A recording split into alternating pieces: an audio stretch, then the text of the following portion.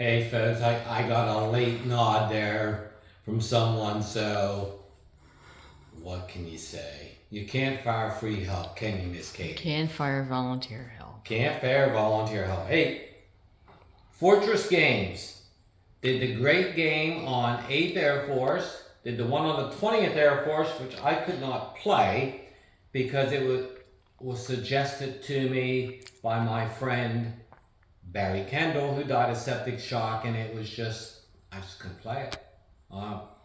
Couldn't do it. But the folks at Fortress Games said, yo, Smitty, would you like to review our new game on Afghanistan? Well, games on Afghanistan and on the global war on terror, as an example, hit too close to home for me often. But this isn't my war. So therefore it's much easier to play. So, solitaire game, Save Afghanistan. You gotta like the back, the initial setup. We just opened this no more than, what, half an hour ago in here?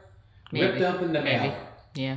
Came to us a week ago, and we waited till we could have time because, well, Monday I had to take someone out because it was our anniversary. Bite me. Yeah, bite her or something like that. But it was a good anniversary, 27 years. But here we are.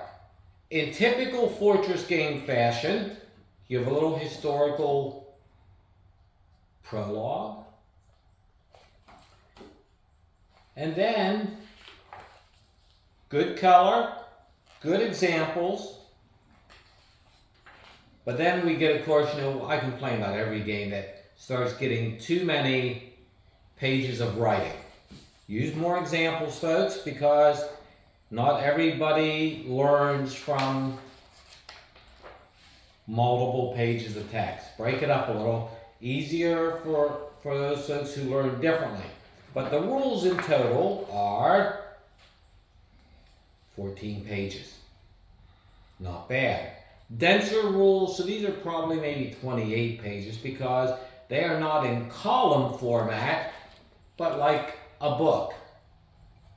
Neither here nor there, just a comment. We have not looked at the map. Let's unfold the map because it's an accordion.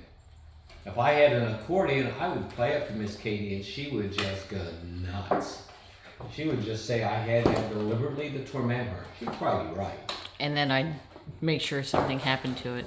And then she'd make sure the thing happened. It's done in terms of regions. Okay, makes sense for me. Been to much of this. Our son, of course, was in one of the regions. He and I shared the lovely story of being ambushed at the same bridge, but 6 years or so apart. Great little story, because we're a fun family, as we always talk about. You like the map? I think I do. Because I like map. This reminds me of the Compass game, submarine one, done by Brian Miller, the submarine game. The Pacific War one, because it makes it easy to see what's going on. And let's see what the map says here. Okay, you can have the maximum of 12 Mujahadeen here. Political point track, police track. And of course, this is close to the major road network as it is. And the thing I was always most afraid of is a tanker. Hind D helicopters. Oh. So, good map. Counters. Well, the nice folks went ahead and punched the counters out in advance for me. Yay, that means I don't screw them up, right? For our friend Sam, either baggies or dice. 2 dice, red and green. We have here, because this goes up to 1986 when the war really kind of stopped. Our charts. Same kind of chart that we had in the 8th Air Force one. Your turn chart. Chiefs, number of foreign fighters, and well, actually it goes on further. I stand corrected in 1992 because this really if you really started it earlier, it would also work because this was a civil war. That was one of the mistakes the Soviets made. Here's your order of battle card.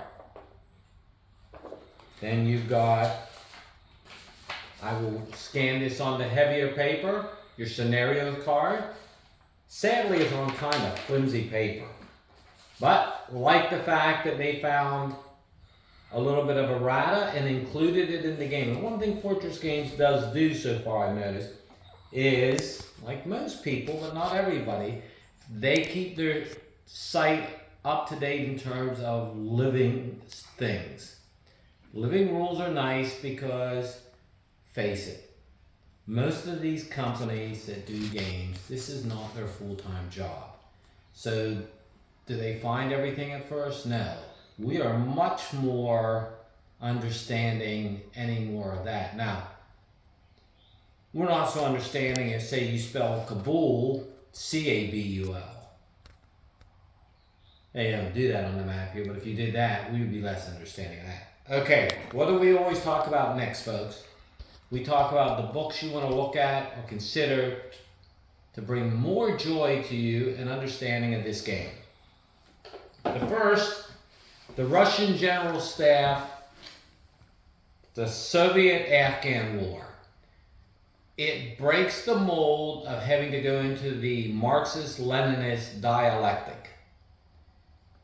It's a pretty brutally honest book. It's very good, and there's one part in here I need to read to you because here's the mission statement to invade Afghanistan, and I wish the folks had used this.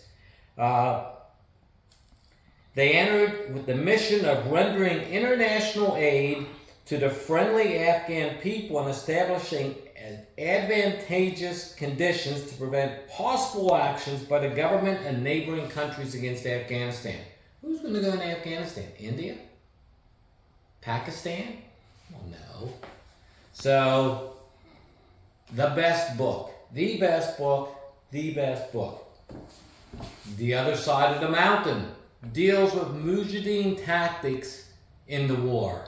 Another good book, different side. The Leavenworth Papers. Leavenworth that used to do really good stuff. The Russian, Soviet, unconventional wars in the Caucasus, Central Asia, and Afghanistan. Worth your time to look at. Pfeiffer's The Great Gamble, the Soviet War in Afghanistan. And then Afghanistan, The Bear Trap. And this one is by Casemate Publications, The Defeat of a Superpower, Mohammed Yousafzai and Mark Adkin. How do I know these are good books? Because I've kept them. I also used them to write my study for SOF and the Deputy Director of Special Operations, the book that I wrote, which I can't read because it's classified, and which that's about the extent I can talk to it. But these books gave me sufficient background before my own time in Afghanistan, and then my other time, and then with my son's time, to help bring Afghanistan full circle in my own mind. So thank you, folks. We will be getting these up shortly. As always,